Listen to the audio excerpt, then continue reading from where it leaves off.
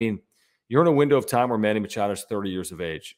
You should be playing to win a World Series. You shouldn't be playing for 2023. I mean, you just shouldn't. And the way this franchise is being supported right now by the fans, I don't want to hear about 2023 right now. I just don't. All right, let's says this. Wouldn't it be awesome that we land Soto and Tatis comes back at the same time? He plays his first game, hashtag LFGSD. Can you imagine? So the Tatis timeline is a tricky one and a little bit of a moving target and a little bit of moving goalposts in general. We've heard a lot of different timelines since we found out the extent of the injury in early to mid-March after the lockout.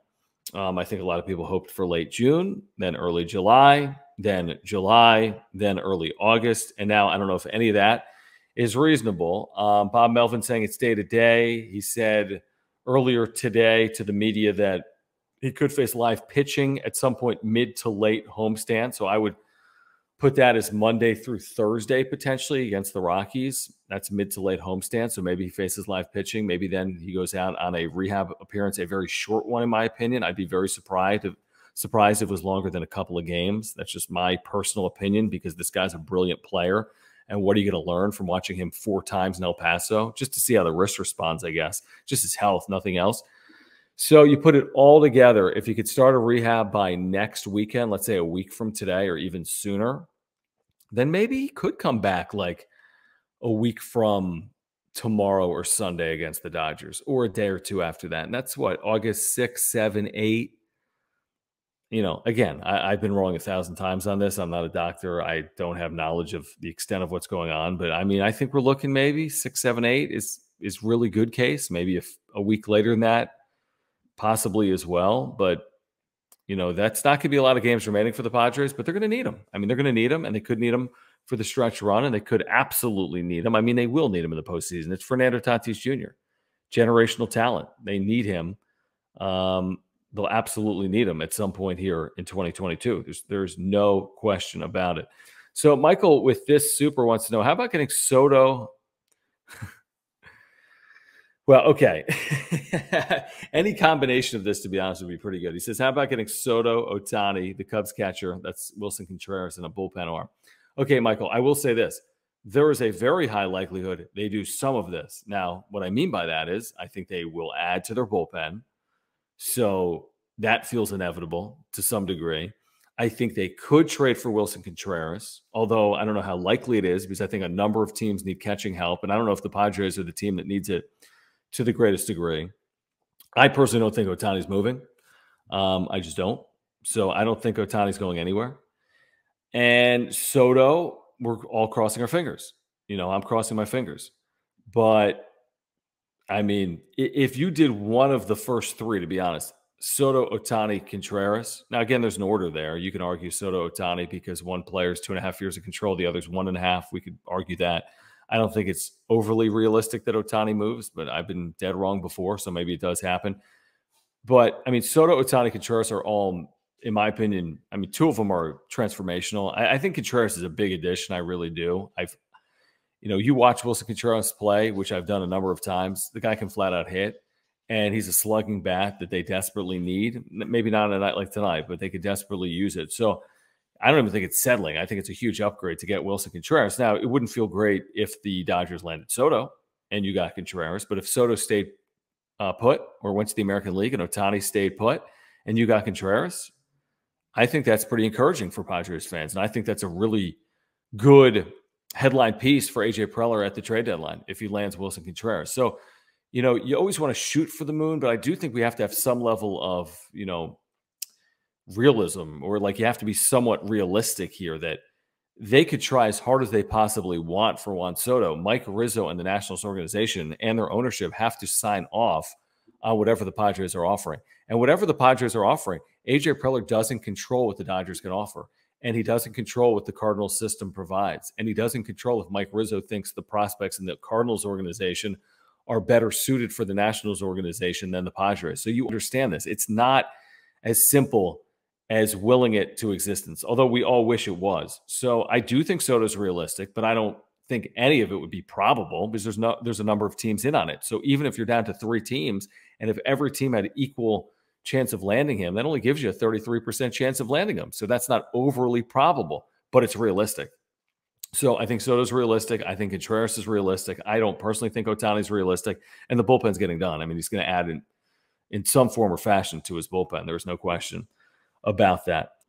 All right. So, Alex, thank you again. Appreciate it. Greatly appreciate it. He says, what do you think about the Padres looking at starting pitching? I asked Kevin Acee this specifically earlier today.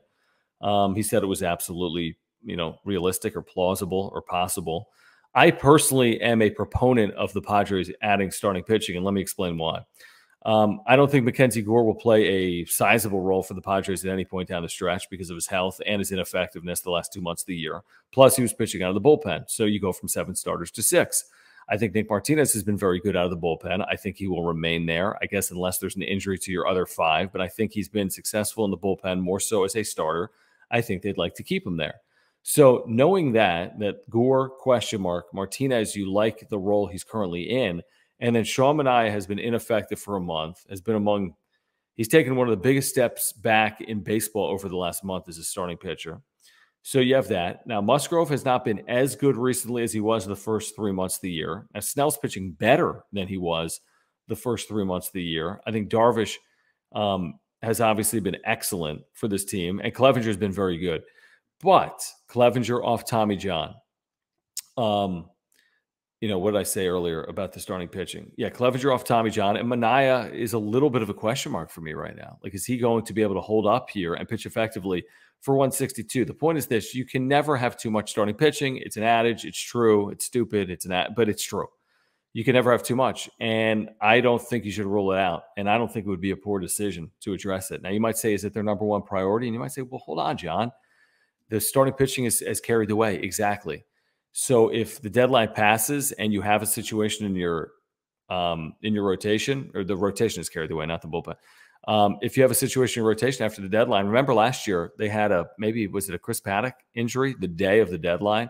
You just can't deal with that again. I just can't deal with that again. And the Padres, because of this offense, need starting pitching to carry the way. So if you have one additional starter and you go to a 6-man rotation, again, I don't think it's the end of the world. I just don't. So, it's not going to be Luis Castillo, obviously, at this point. So the best starting pitcher is off the board.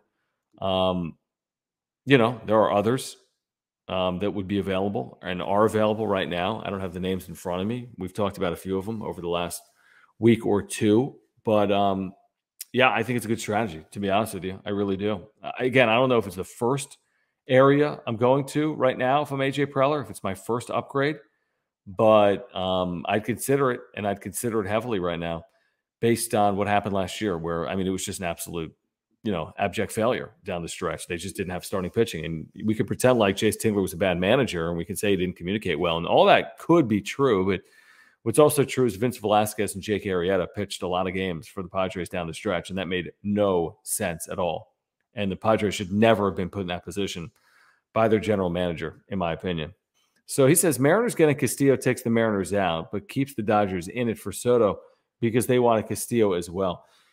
It's an interesting way to look at it, and maybe we should be more concerned with the Dodgers than we are with the Mariners. Because truth be told, if Juan Soto went to the Mariners, it would be frustrating because everyone wants Juan Soto, but he's not really going to impact you day in or day out unless in the unlikely scenario we get a Padres-Mariners rivalry World Series, right? Like, we'll concern ourselves with that if and when it happens. So, maybe it's true. Maybe we'd prefer the Mariners were the ones that didn't acquire Castillo, went all in for Soto. So if at worst case they got him, if the Padres didn't.